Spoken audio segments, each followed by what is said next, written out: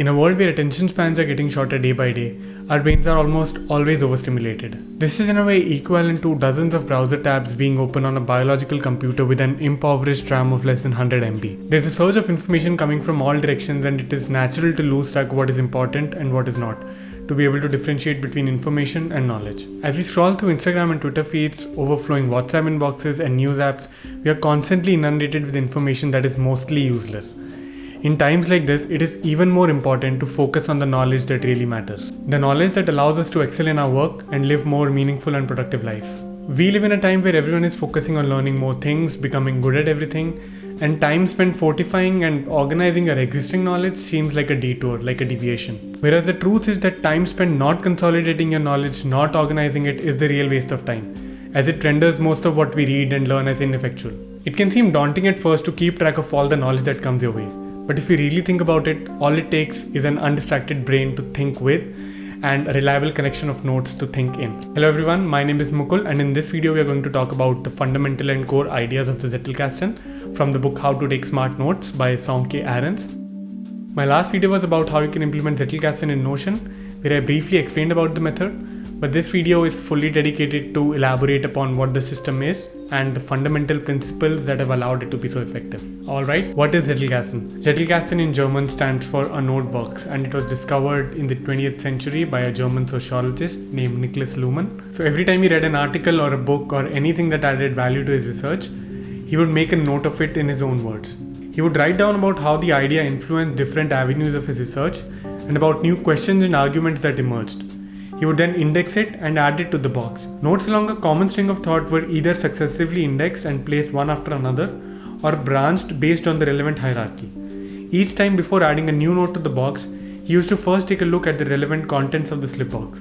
This not only helped him figure out where the new note would go, but also reinforced the network pathways of knowledge that had formed over time. By doing this on a regular basis, his Zettelkasten amassed over 90,000 notes, thanks to which he was able to write more than 58 books and hundreds of articles. For interested people who want to take a look at what his Zettelkasten looked like, I'll put a link in the description below. Right, so now let's talk about the key ideas behind the Zettelkasten. So key idea number one is the importance of building a system. The book starts with the idea that the single most indicator of academic success is not to be found in people's heads, but in the way they do their everyday work, in their systems.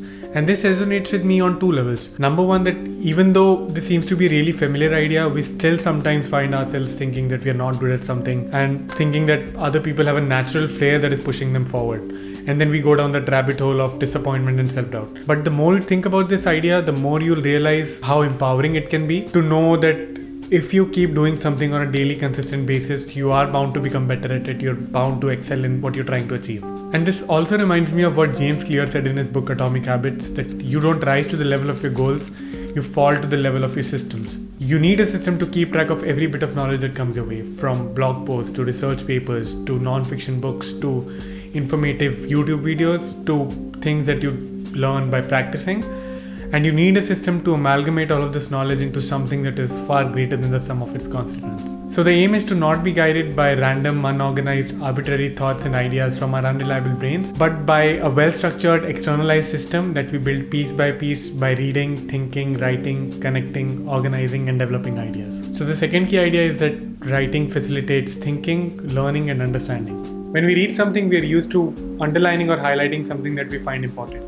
And by drawing just one stroke of line, we expect that information to magically establish firm roots in our brains. But that is not true. The author says that writing and taking notes and thinking about how ideas connect is exactly what you need to be doing to improve your learning efficiency. Mere reading, underlining sentences, and hoping to remember the content is not. Also, it is important to rewrite or paraphrase the insight in your own words instead of copy-pasting it. You can probably copy-paste a quote if you like, but for most other sentences and paragraphs, by copy-pasting the exact sentence, you usually end up stripping it out of the context in which that specific sentence made sense. So to capture the idea, either you could copy-paste a whole paragraph or a whole subsection, or you could extract the gist, the underlying message, write it in your own words about what it means and how it relates to your work, and therefore understand the concept much better. We need to realize that our minds are unreliable, and unless we write something down in our own words, it will give us a sense of coherency and lead us to believe that what we just read makes total sense, and that we understand it perfectly. We need to create some distance from what we're reading or thinking. This distance allows us to observe the inaccuracies and the inconsistencies in either the argument or in our understanding of it. And only by writing things down can we create this distance. And not being able to depend on our brain brings us to the third idea, which is to think outside the brain. Even though our brain is an evolutionary marvel, more powerful than any supercomputer or AI out there, it is still quite unreliable on its own. As an example of how easily we forget information, try to remember the 3 most prominent ideas of a book you read 6 months back.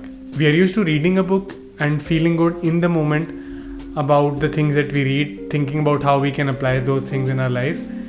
But we often end up remembering only a very few ideas from what we read, unless we make an explicit effort to preserve those insights. Therefore, we need a simple and reliable external scaffolding that not only complements our brain but also compensates for its limitations. Think of it like an extension of a brain that you can reach out to when exploring different research topics and ideas. The Slipbox is designed to present you with ideas you've already forgotten, allowing your brain to focus on thinking instead of remembering. The brain is the most energy consuming organ of the body. It takes about 20% of our energy. And so instead of using that energy to remember stuff before we can think about it and analyze it, we'd rather use that energy for deep thinking and making sense of the interplay between topics. And then there's the same point that we won't be guided by an unreliable brain. Instead, we'd have a constant, more tangible framework that can serve us more extensively. So the fourth and the final key idea is about network connections for knowledge, or what the author likes to call a lattice work of mental models. The author says that learning is not about saving information, but about building connections and bridges between pieces of information. This can be done by connecting a piece of information to different contexts, and that is exactly what we do when we build these connections in our Zettelkasten. We take a look at the existing nodes and then we compare it with the new node and see where the new node would fit, how it relates to different nodes. And yeah, this is how we form those connections. Investing time and energy regularly in deliberately establishing these connections leads to the formation of what the author calls a lattice work of mental models, a self-supporting network of interconnected ideas and facts that serve as cues for one another. To learn and understand concepts better, instead of focusing on those ideas themselves through memorizing and repetition, we should focus on its relation to existing knowledge, to other ideas, because we learn better by comparing, contrasting, and interpreting information in different contexts, and not just by repetition. The more the number of nodes that you have in your Zettelkasten, the more the number of connections, and therefore the better the understanding. So every time you add a node to your system, don't think of it as one added node. Think of it as additional n connections, because the node gets its value from the different connections that it establishes in the network. The more connected and organized information that we have, the easier it is for us to learn, because then the new information can easily dock to the existing networks. Alright then, that's it for this video. I hope this helped and that you learned something new. If you're looking to create your own Zettelkasten, you can check out either of these videos where I talk about the step-by-step process of building your own system in more detail. If you like the video, please press the like button and subscribe if you'd like to be updated about future videos. Thank you.